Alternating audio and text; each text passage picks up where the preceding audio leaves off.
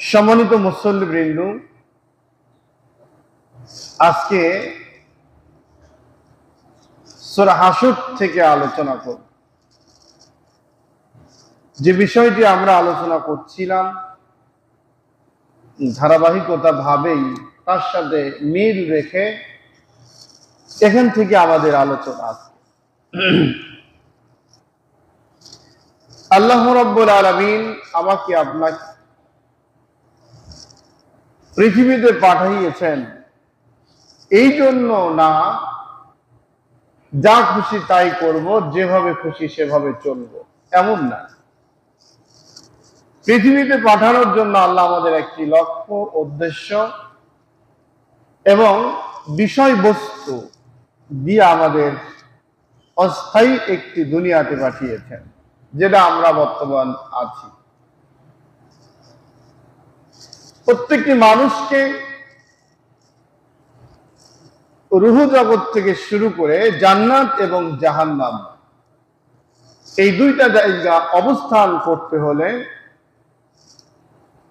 7টি station, মঞ্জিল অথবা পৃথিবী অতিক্রম করে এরপরে আবার শেষ ঠিকানা পর্যন্ত বুঝতে হবে, হয় জান্নাত অথবা জাহান্নাম। এই সব জায়গা হলো 6টি জায়গা হলো অস্থায়ী, একটি জায়গা হলো স্থায়ী। যেমন দেখুন, আল্লাহ রাব্বুল আলামিন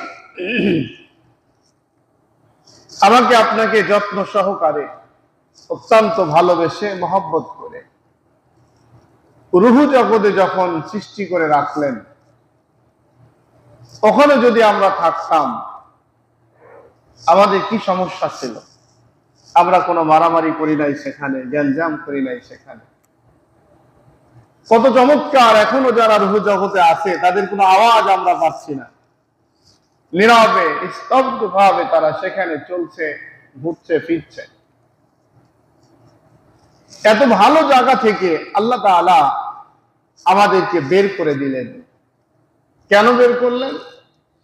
বের করলেন হলো ওই জায়গাটা অস্থায়ী, স্থায়ী না। স্থায়ী জায়গা আল্লাহ রাব্বুল আলামিন নির্দিষ্ট করে রেখেছেন যেটা, সেটা হলো 6টি রাস্তা পাড়ি দিয়ে 7টি রাস্তা পদার্পণ করে হয় জান্নাতে অথবা জাহান্নামে। এই জায়গায় গিয়ে পরকালীন জীবন যেটাকে বলা হয়, সেখানে গিয়ে আর বের করে দিবে না। সেখানে গিয়ে হয় ভালো অথবা মন্দ, হয় জান্নাত অথবা